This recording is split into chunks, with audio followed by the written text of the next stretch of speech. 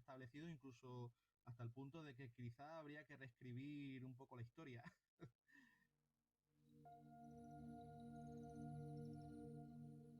Yo creo que muchas veces habría que reescribir y reflexionar sobre lo escrito en la historia.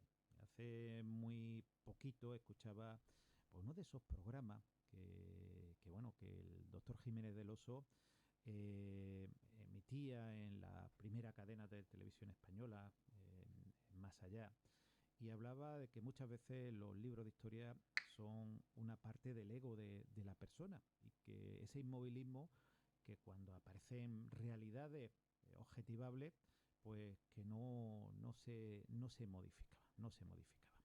Pero bueno, vayamos al caso. Vámonos al oeste de Irlanda, al condado de Mayo, si no recuerdo mal. Vámonos a una fecha determinada, 21 de agosto de 1879. Cuéntanos, ¿qué pasa? ¿Qué pasa en ese lugar?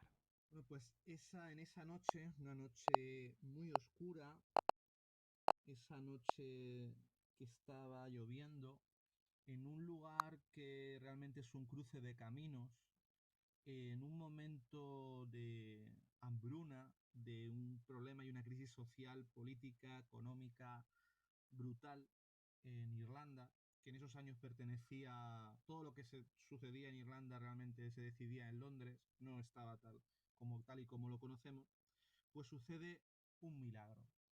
Sucede una de las apariciones marianas más importantes del mundo, junto a la de Lourdes o Fátima. El caso de Enoch es muy importante, lo que pasa es que aquí en España no es tan conocido, porque Irlanda no es nuestros vecinos, ¿no? No es como Fátima en Portugal y Lourdes en Francia.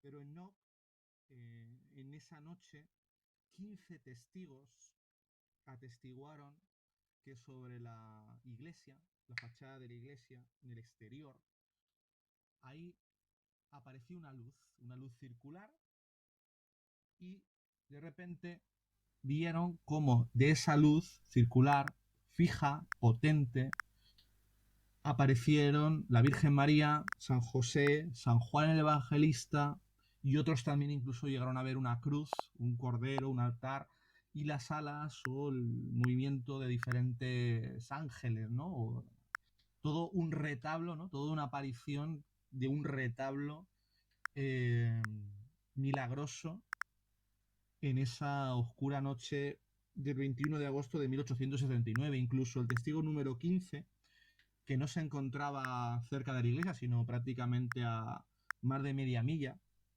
llegó a ver esa luz, ¿no? A distancia. Knock significa en irlandés, en inglés, de allí colina, ¿no?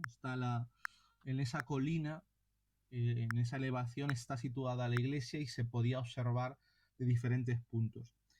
Esta aparición, que llegó a durar pues casi 2 horas incluso, y que los testigos lo vieron como algo absolutamente milagroso, que empezaron evidentemente a rezar el rosario, a ir a avisar a otros vecinos en un lugar que realmente, ya digo, se encontraba totalmente apartado. Hay ciertas similitudes como si fueran las urdes de aquellos años en el siglo XIX, pero en España, pero en este caso en Irlanda, ¿no? Una población que ni llegaba a ser una aldea, muy pequeña, con muy pocas casas, con cierta distancia, ¿no? A unos minutos a pie de una casa, ¿no? A otra. Y estos vecinos de este lugar, aislado y castigado por todas las penurias posibles en Irlanda, presenciaron esta aparición mariana. Y de ella se ha sentado, está reconocida por la Iglesia, pues una de las primeras apariciones marianas reconocidas y uno de los primeros santuarios marianos del mundo. Es curioso que cuando tú hablas de esta aparición, estamos hablando en 1879, me recuerda mucho a otra aparición que hubo casi un siglo después, 90